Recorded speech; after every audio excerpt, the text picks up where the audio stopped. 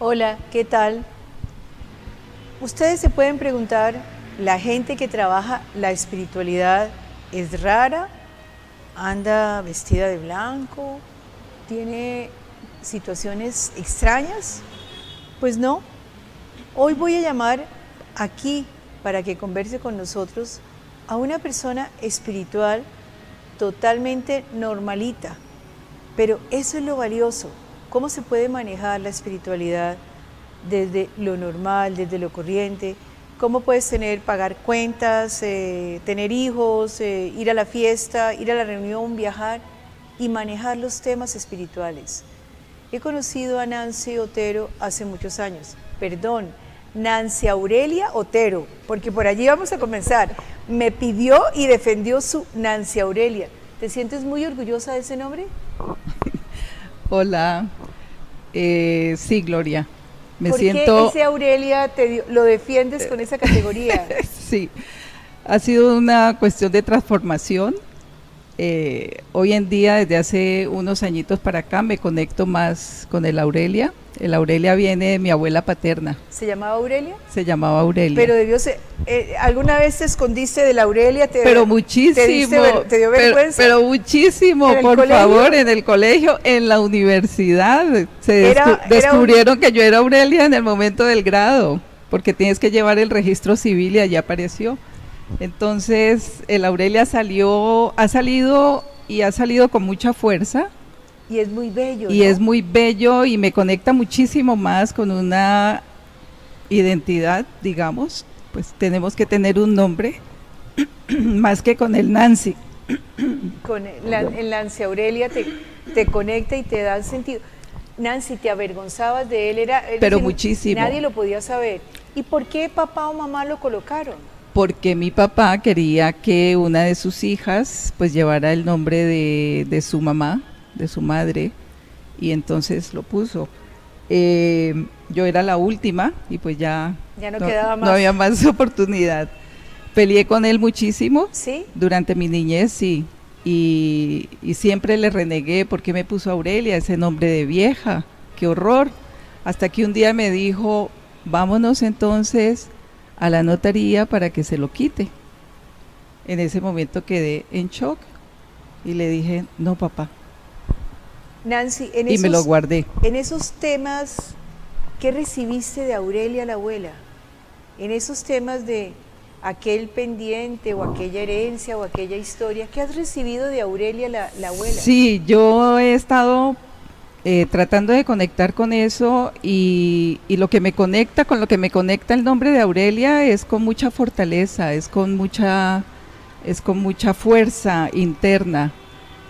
Y eso es lo que me dicen que era la abuela. Yo no la alcancé a conocer.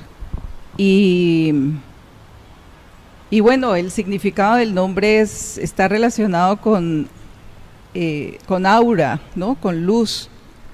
Entonces, bueno, es lo que es mi camino hoy en día, ¿sí? Y a lo mejor es por eso que que llega con más fuerza el significado del nombre. Claro, un Nancy es más común, una Aurelia tiene... No, te quiero decir que el Nancy no me dice absolutamente nada, pero nada. Entonces, pues hoy en día sugiero a los amigos viejos y a la gente nueva que conozco, pues que si me pueden llamar por Aurelia, que lo hagan.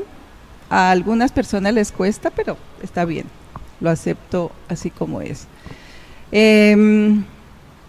Empezando por tu introducción, ¿cómo se puede llevar una vida espiritual en esta vida cotidiana, normal? Se lleva, por supuesto que se lleva.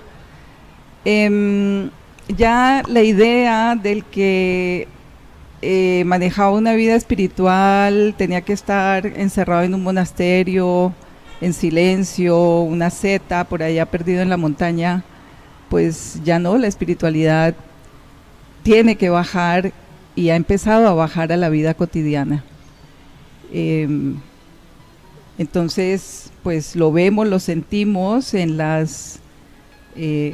que es la búsqueda de la gente hoy en día. Los espacios de meditación se han vuelto más comunes, la gente los busca, los espacios de oración, los espacios de estar en silencio, la gente los busca, pero al mismo tiempo pues hay que llevar una vida cotidiana, y entonces es lo que he venido integrando en mi trabajo.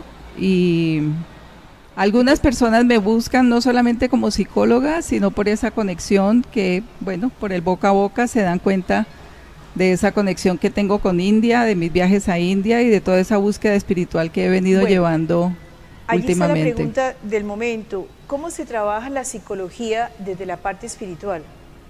Porque realmente estás juntando las dos cosas. ¿Cómo lo estás trabajando? Fíjate, Gloria, que esa fue una de las sorpresas enormes que yo tuve cuando llegué la primera vez a India. ¿Cuántas veces has ido? 13 veces. ¿13? 13. Y bueno, aquí como somos tan ordenados para conversar, pero me encanta conversar, ¿cada vez ha sido algo diferente? Sí, sí, cada vez es un curso diferente, cada vez es una oportunidad diferente. ¿Cómo fue la primera y cada vez el encanto es mayor, sí, y es maravilloso. ¿Quisieras vivir allá?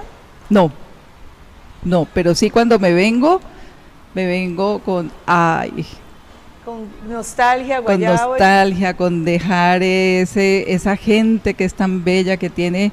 Yo lo que siento es que la gente del común, de la India, la gente de la calle, tienen este chakra del corazón abierto, ¿sí? En ellos habita realmente el namasté, ese namasté con el que te saludan. Realmente no es una fórmula, ellos lo sienten, ellos lo viven, ¿sí? El significado del namasté, que es: reconozco esa divinidad que está en ti.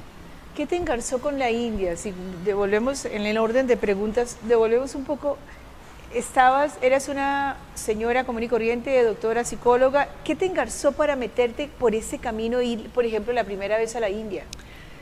Gloria, esto se remonta a años de muy atrás, y yo diría que observándome y analizándome y dándome cuenta como lo que fue mi estado interno, me di cuenta que desde niña venía esa búsqueda, una búsqueda de significado de la vida, ¿sí? Yo desde niña me preguntaba, veía y observaba que la gente vivía una vida cotidiana, y yo decía, pero esto no es posible. O sea, la gente sale todos los días a trabajar, regresa por la noche, se acuesta y al día siguiente lo mismo. Automático. Y desde niña yo observaba eso. Yo no tenía ni idea que eso era un elemento interno de búsqueda. Ya después fue que lo vine a entender. ¿Y eras la rara de la casa? Sí, siempre he sido la rara de la casa, sí. Y entonces eso que habitaba dentro de mí, esa búsqueda, me llevó a conectarme con varios maestros de Colombia y de afuera. ¿Cómo sale? Ya eras psicóloga graduada, ¿qué hace que digas por dónde me meto? No, simplemente como dejar, ¿no? En ese momento, cuando yo me gradúo, hay una oferta impresionante de cursos, entonces como conectarme con esto. En ese momento se empezaba a hablar de la psicología transpersonal, y entonces pues iba por allí, por donde medio sonaba que había algo de espiritualidad, hasta que llega el conocimiento de estos maestros de la India, y entonces inicialmente mi reacción fue: no, estos deben ser unos maestros más de los tantos que hay en la India. Pero ya después, cuando en mi mente racional leo un artículo científico sobre el efecto de una bendición que ellos dan, que se llama Diksha, se hizo ese estudio científico, entonces mi mente racional dijo: esto es válido. Inmediatamente arreglé maletas y me fui. ¿A la India? A la India. ¿Qué es Diksha?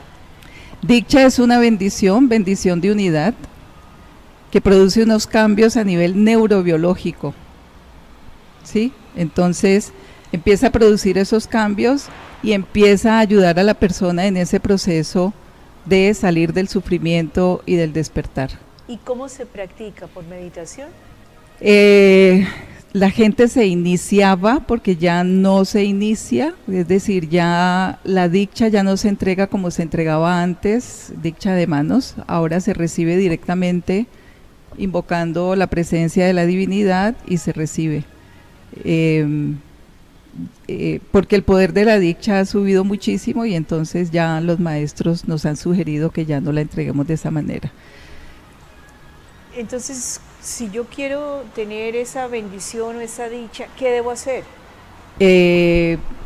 Puedes asistir al espacio de meditación y allí empezar a recibir indicaciones.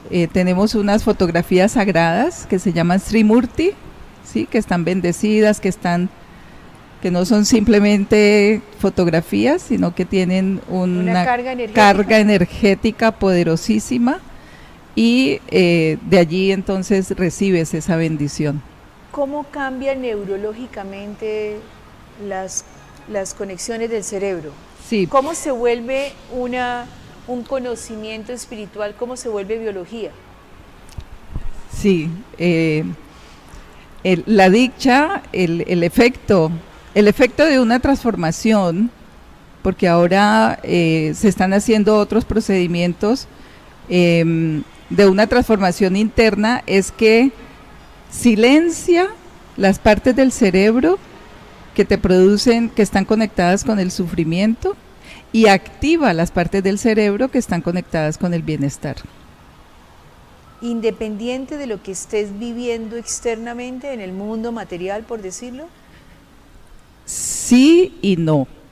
Es decir, te produce ese efecto, pero también tenemos que tener en cuenta que nosotros somos el resultado de un montón de programaciones que están haciendo efecto en lo que es nuestra vida actual. Entonces, podemos recibir ese beneficio, pero supongamos... Necesariamente tengo que hacer cambios en mi mundo material. Sí, supongamos en este caso que haya una carga kármica fuerte, pues ese karma va a seguir ejerciendo un efecto sobre ti, hasta que pues vayas haciendo procesos de liberación de ese karma. Vamos a continuar después de comercial. ¿Esa carga kármica qué es? Este es un tema bastante amplio, bastante complejo, pero para darte una idea de lo complejo que es, existen 64 tipos de karma. Auxilio, sí. Esa información realmente no la tenemos, es muy desconocida para nosotros, especialmente acá en Occidente. Karma, ¿qué es? Es el efecto de tus acciones. Yo lo digo de una manera pues muy simple, y es realmente, la definición es simple. Si tú haces unas acciones bonitas, pues ganas un bonito karma, y si haces unas acciones feitas, pues ganas un feito karma. ¿Heredas karmas familiares? Sí, sí. Entonces el karma individual, está el karma de vidas pasadas, está el karma de tus ancestros, está, para darte también idea, el karma de Kali. Yo tengo un efecto sobre el karma de Kali, y el karma de Kali como comunidad tiene un efecto sobre mí. El karma de Colombia, el karma como latinos, como del continente americano, el karma planetario, ¿sí? Y de ahí pues hasta completar los 64 tipos de karma. Pero eso no puede llegar a aplastarme y decir no hay nada que hacer en este mundo. No.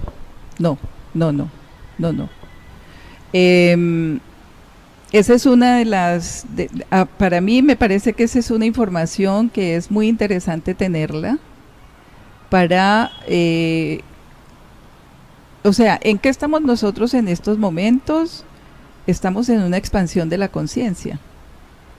Sí, es válido esto. ¿Qué es esa expansión de la conciencia? No es una cosa así inalcanzable, es simplemente estar en un estado de presencia. ¿Y cada vez hay más conciencia de esa presencia? ¿Cada vez estamos más presentes? Y cada vez, sí. Es decir, la conciencia está llamada a despertar. ¿Sí? Quieras o no quieras, vas a despertar. Entonces, todos. Entonces, podemos estar unas personas jalonando, ¿sí? Y tirando, y otras personas dejándose tirar, dejándose jalonar, ¿sí? Y dentro de esa toma de conciencia, pues está toda esta información, y está la información sobre lo que es el karma, ¿sí? Cuando tú tienes una información, pues empiezas a valerte y a sacar el provecho de esa información. La información ayuda a despertar conciencia. La información ayuda, más no una información, es decir, llenarte de libros y llenarte de ese tipo de información, eso no te sirve, exactamente, una información intelectual. En consulta, lo que tenemos que hacer muchas veces es decirle a la gente, deja todo el conocimiento al lado, porque eso hasta ahora no te ha servido. Lo que hay que empezar a hacer es a tener la vivencia del aquí y del ahora, a tener la vivencia de ese estado de presencia. Bueno, te preguntaba en el orden que tenemos tan claro, te preguntaba al comienzo, ¿cómo manejabas entonces psicología y espiritualidad y este conocimiento?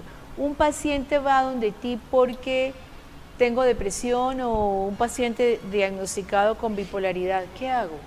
Sí, antes de contestarte eso, te conecto con lo que venía diciendo sobre mi viaje a India, que la gran sorpresa que yo me llevé en esa primera vez, en ese primer curso que hice, que fue de 28 días, los cursos eran así de largos, es que lo que yo recibía ya fue psicología, o sea, procesos de conocimiento, procesos de mirada hacia el interior, sanación de traumas, sanación de experiencias de la niñez. Y cuando yo fui viviendo y viendo qué era lo que se hacía, dije yo, wow, no estoy tan perdida como psicóloga. Porque me di cuenta que esa es la parte espiritual, es decir, ¿y la espiritualidad. ¿Lo llaman psicología? No, ellos lo llaman, bueno, cada vez los cursos cambian de nombre, pero todos tienen relación con el crecimiento interno. Entonces, eso para mí fue una cosa maravillosa y yo creo que por allí también me enganchó muchísimo a seguir asistiendo y asistiendo a los cursos, pues cada vez, hasta ahorita que acabo de llegar. 13, que acá has hecho 13 veces, ¿y cada vez que se va a un curso diferente? Sí, cada vez se va a un curso diferente, pero además, si aunque el curso fuese igual, es decir, si aunque tú repitieses el curso, tú no eres el mismo, claro. Tú no eres la misma. Y como lo digo yo siempre, en cada curso yo encuentro el pegadito de la olla, ¿sí?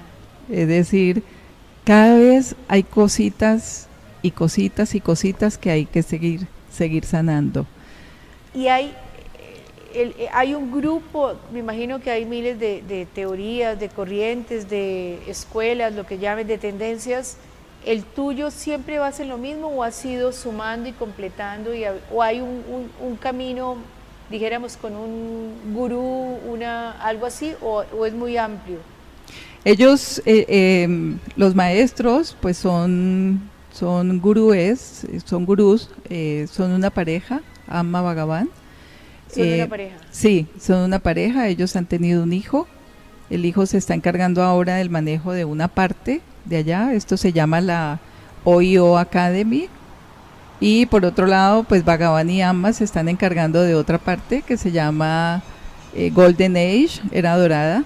Entonces, los dos, por su lado, pues dan cursos diferentes. Sí.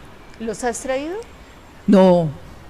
¿Ellos no se mueven de allá? No. Y ya incluso Amma y Bhagavan ya no salen en público.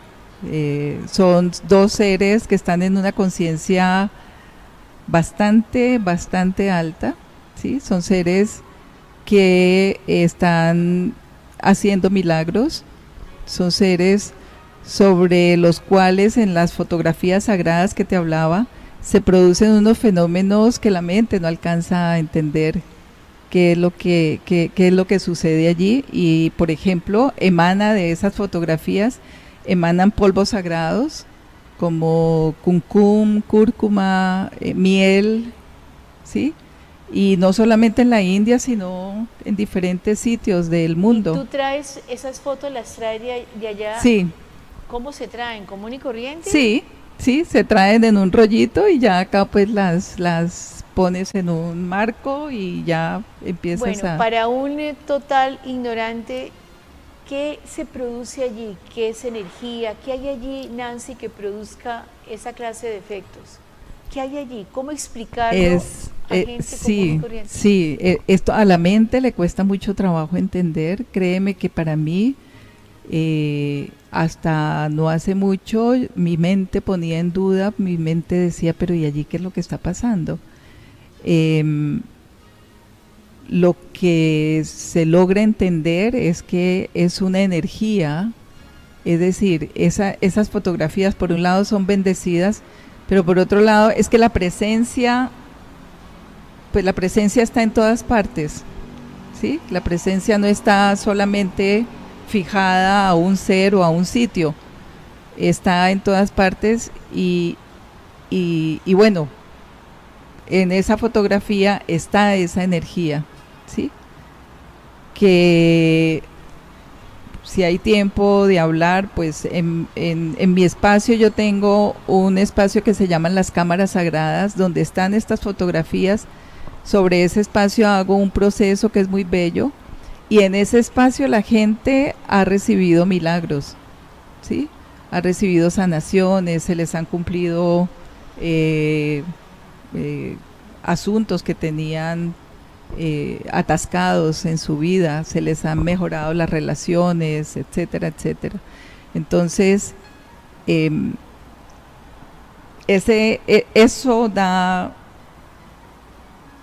eso tiene una presencia especial. Y si alguien te pregunta, ¿eso tiene que ver con un Dios? ¿Algo así? Estos seres que están en ese proceso de enseñanza, que tienen unos niveles de conciencia más altos, ¿son como un Dios? No son Dios, pero sí son seres con una conciencia bastante elevada. Para darte una explicación y que sea pues fácilmente entendible, digamos que la conciencia tiene niveles, ¿sí? Va desde un nivel bajo, aquí a nivel del piso, hasta un nivel alto, al nivel del techo, ¿sí? Entonces, nosotros a medida de que vamos en este proceso de crecimiento, la conciencia va creciendo, ¿sí? La conciencia de cada ser va creciendo. Estos seres, que son seres de luz, ¿sí? Tienen una conciencia bastante alta. Se hablaba, por ejemplo, que Jesús tenía un nivel de 75, estaba por encima de 75, ¿sí? Diciendo que en el suelo es 0 y en el techo es 100, ¿sí? Jesús estaba en el nivel de 75. Cuando ya se llega a ese nivel, se tiene la capacidad de hacer milagros, se tiene la capacidad de sanar. Nivel?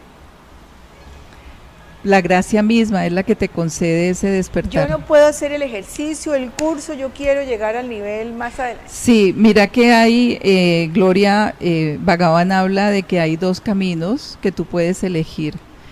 El camino corto o el camino largo. ¿Sí? El camino largo es ese de sentarte a meditar 30 horas del día, es el de hacer penitencia, es el de llevar, o sea, de meterte en un trabajo largo, arduo, ¿sí? Pero el camino corto es cuando tú haces un puente con la divinidad, con esa energía sagrada, con la luz suprema, llámalo como lo quieras llamar, con el gran espíritu, ¿sí? Y estableces ese puente y le pides. Esto está muy, muy interesante y se nos acabó el tiempo, pero vamos a continuar la próxima semana. Camino largo, camino corto en el proceso de conciencia. Increíble. Nos vemos la próxima semana. Que la pasen bien.